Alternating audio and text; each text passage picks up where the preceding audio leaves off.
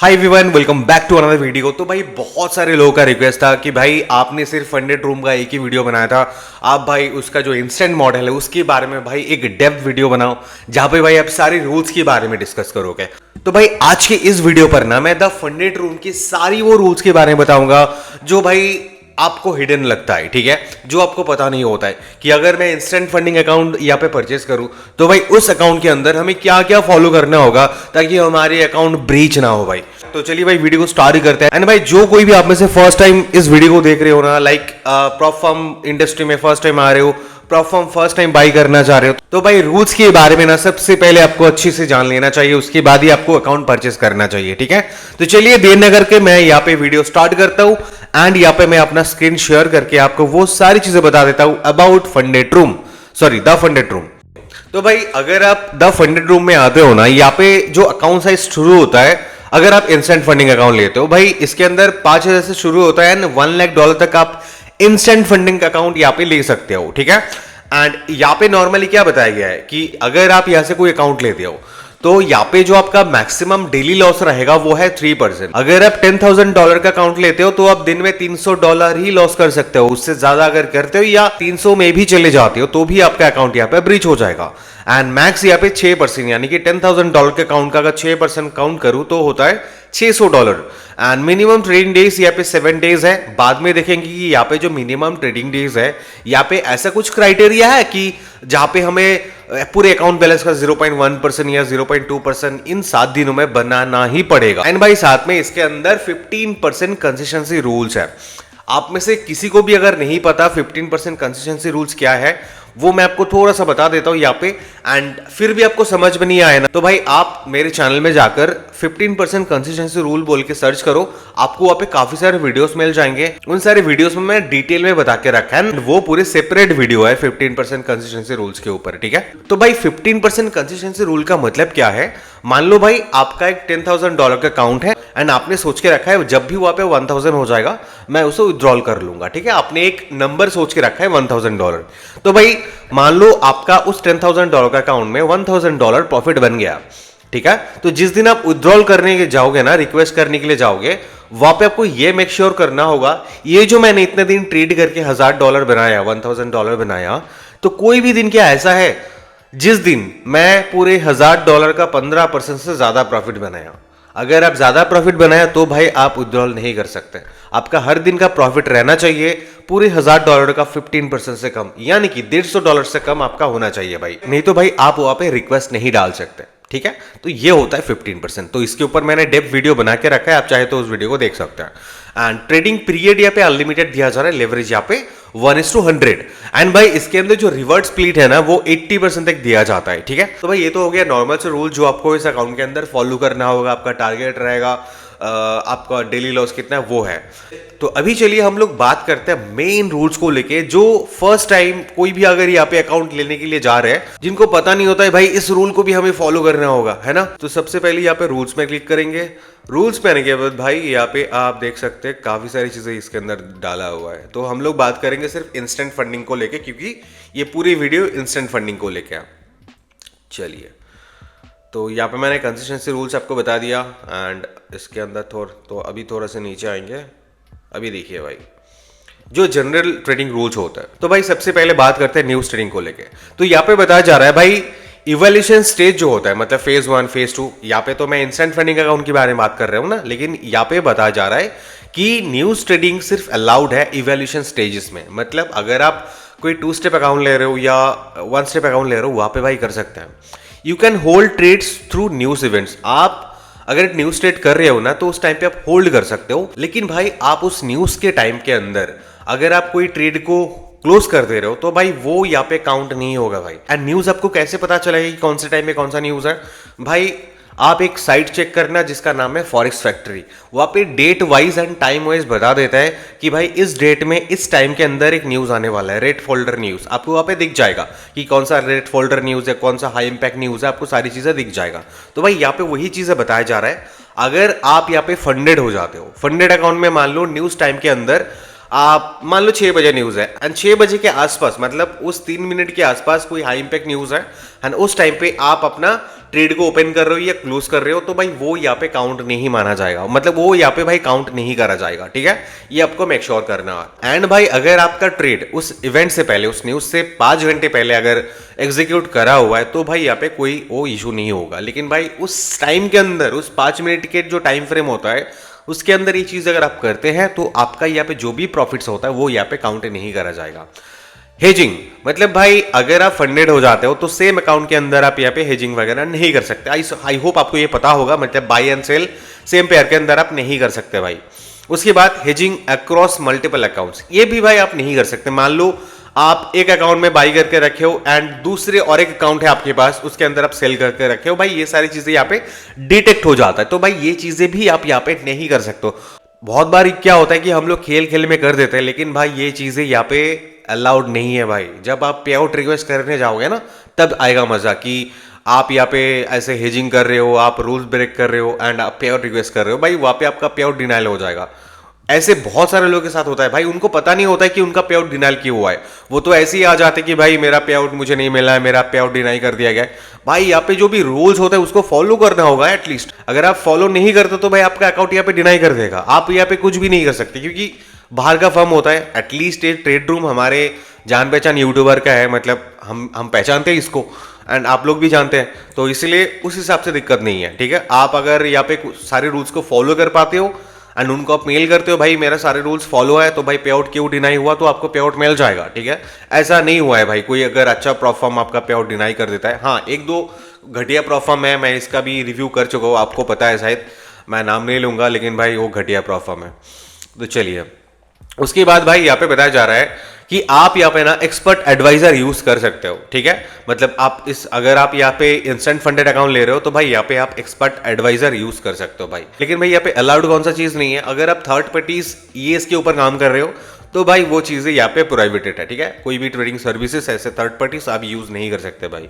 And साथ साथ भाई यहाँ पे बताया जा रहा है अगर आप यहाँ पे स्विंग ट्रेड करते हो तो भाई यहाँ पे ना वीकेंड एंड ओवरनाइट होल्डिंग भी आप कर सकते हैं, ठीक है। यहाँ पे देखिए बताया जा रहा है, ये इसके ऊपर पूरा फ्लेक्सिबिलिटी दिया हुआ है। और एक चीज भाई क्या है कि इसके अंदर कौन सी चीज अलाउड नहीं है, वो है भाई हाई फ्रिक्वेंसी ट्रेडिंग। भाई अगर आप कोई सेम डायरेक्शन के अंदर, सेम एसेट के अंदर 3 मिनट के अंदर आप 3 ऑर्डर लगा लिया, 3 पोजीशन आपने ओपन किया, उसके बाद भाई अगर आप 4 नंबर पोजीशन यहाँ पे ओपन करते हो सेम डायरेक्शन में, सेम एसेट में, वो चीज भाई यहाँ पे अलाउड नहीं है। वही यहाँ पे देखिए बताया गया, ठीक है।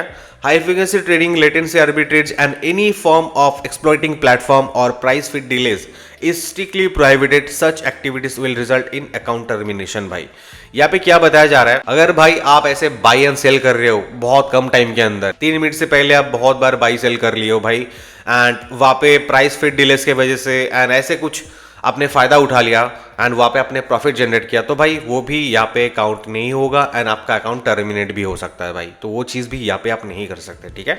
वही चीज़ यहाँ पे बताया गया है। मोर देन 3 फील्ड ऑर्डर्स 4 और more in the same direction on the same asset within 3 minutes is classified as HFT, ये HFT माना जाएगा, ठीक है। उसके बाद क्या बताया जा रहा है, टॉक्सिक ट्रेडिंग बिहेवियर, मतलब आप सारे रूल्स को पढ़ के यही समझेंगे कि कोई भी तरीके का गैम्बलिंग बिहेवियर भाई आप इंस्टेंट फंडिंग अकाउंट के अंदर नहीं कर सकते। एंड सिर्फ ये द ट्रेड रूम नहीं है, ऐसे बहुत सारे जो अच्छे प्लेटफॉर्म्स है उसके अंदर भी भाई ये सारे रूल्स को लगाया हुआ है कि भाई आप ये चीज़ यहाँ पे नहीं कर सकते। तो टॉक्सिक बिहेवियर के अंदर क्या बताया गया है, अगर आपका ऐसे कोई भी ट्रेड्स, मतलब 10% ऑफ योर ट्रेड्स अगर आपका 1 मिनट से पहले क्लोज हो जाता है तो भाई वो यहाँ पे टॉक्सिक बिहेवियर माना जाएगा, गैम्बलिंग माना जाएगा, ठीक है। मतलब 1-2 बार हो सकता है कि आपने एक ट्रेड एग्जीक्यूट किया एंड वो 1 मिनट के अंदर आपका टीपी हिट हो गया, वो अलग बात है, आपका स्टॉप लॉस हिट हो गया, वो अलग बात है। लेकिन भाई आपका 10% से ज्यादा ट्रेड्स ही ऐसे हो रहा है तो भाई वो चीज यहाँ पे गैम्बलिंग माना जाएगा, क्योंकि वहां पे भाई ये पता चल जाता है कि भाई आप ये काम कर रहे हो, गैम्बलिंग कर रहे हो, तो वो चीज यहाँ पे नहीं होगा।